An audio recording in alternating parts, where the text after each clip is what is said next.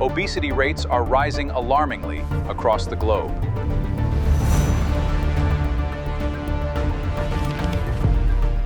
Worldwide, adult obesity has more than doubled since 1990. Today, roughly 1 in 8 people on Earth is living with obesity. That's not a distant statistic. That's someone you know. Maybe someone you work with. Maybe it's you. And the number keeps rising. This would almost make sense. Except we already know so much about weight, food, and what helps people lose it. Diet plans, fitness apps, calorie counters, supplements, smartwatches, trainers, doctors, influencers. We have more information about weight loss than ever before. So why does the problem keep getting worse? That's the question. This video is actually asking. If information is everywhere, why is finding the right information so difficult? Open any app, any bookstore, any comment section, and the advice never stops. Eat fewer carbs, eat more protein, cut sugar completely, exercise more, fast for 16 hours, never skip breakfast, and eat less. One expert insists a method works. Another insists the same method is wrong. Both have followers. Both can show results. So there's no shortage of answers. The problem is deciding which answer deserves your trust. And most of us make that decision the same way. We trust the person. Someone lost weight, so we believe what they did. Someone looks fit on camera, so we believe what they say. But a result is not the same thing as an explanation. Someone's experience is not the same thing as evidence. That's the confusion we need to clear up before going any further. If someone's experience isn't enough, then how do we really know what works? Let's start with a strange experiment. In 2019, NIH researchers gave 20 adults 2 diets, one ultra-processed, the other minimally processed.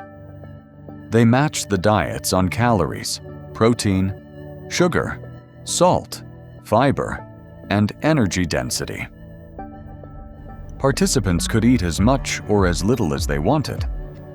Yet on the ultra-processed diet, they ate about 500 extra calories a day, on average.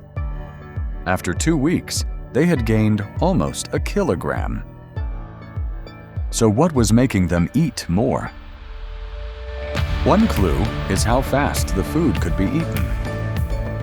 A separate body of research points to something else entirely: portion size. Bigger portions can make us eat more, without us consciously deciding to. The calorie equation still exists, but we don't eat equations. We eat food.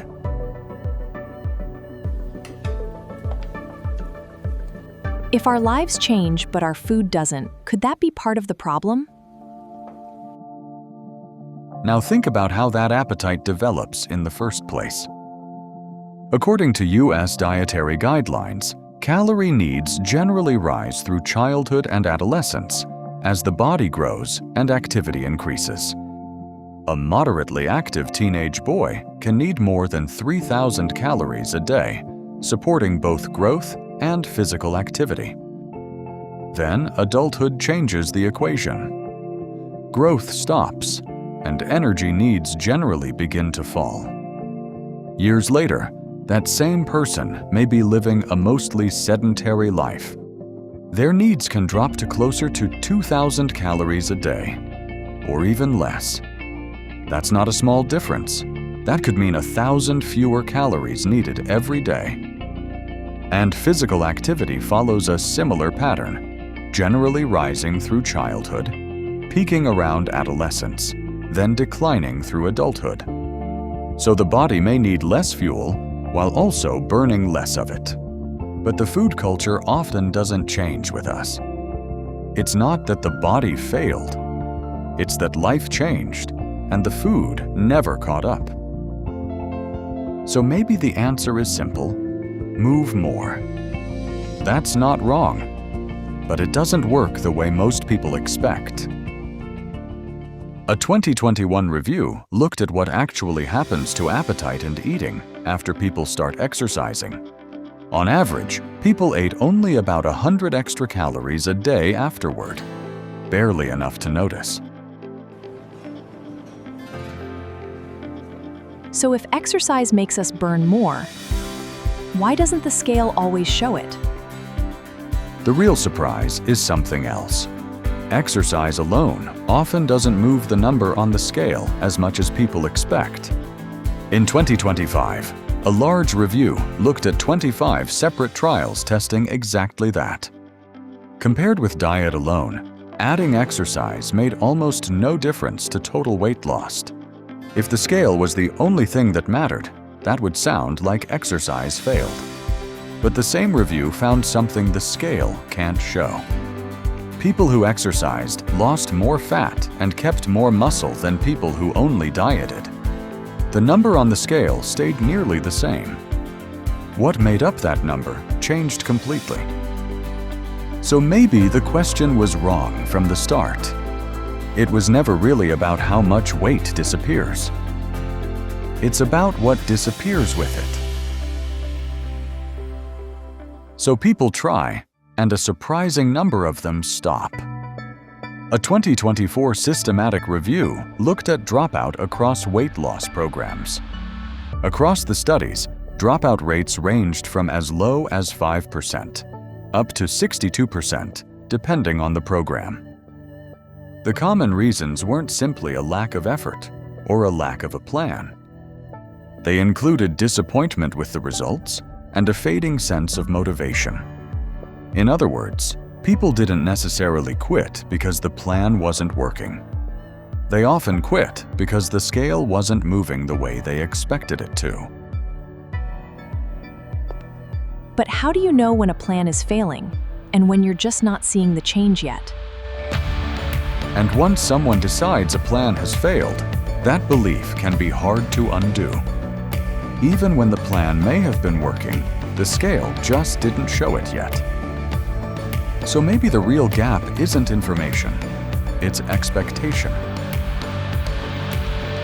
Nobody hands you a timeline for what normal progress actually looks like. Nobody tells you that the scale can stall for a while, even while your body is changing. So people can stop before they ever see the change they're working toward. So here's the part that matters. Losing weight and keeping it off are two different problems. Research on people after major weight loss shows something consistent. Without continued effort, much of the weight tends to come back. Not because of willpower. Keeping the weight off takes its own ongoing effort, separate from whatever it took to lose it in the first place. And that ongoing effort often needs guidance, long after the initial excitement of losing weight has faded.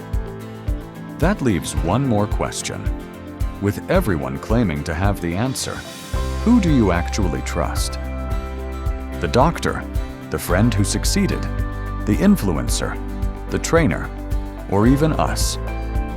Here's the honest answer. No single one of them has the full picture.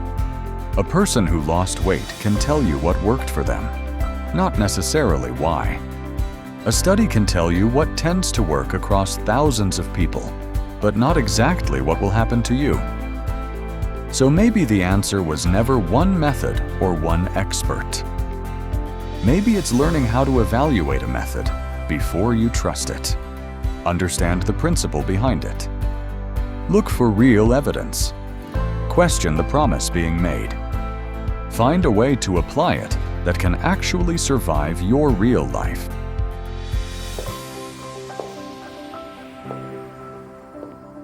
Maybe we're so focused on change that we forget to notice when we're already changing. Because in a world where everyone is telling you what to do, the most useful skill may be learning how to think for yourself.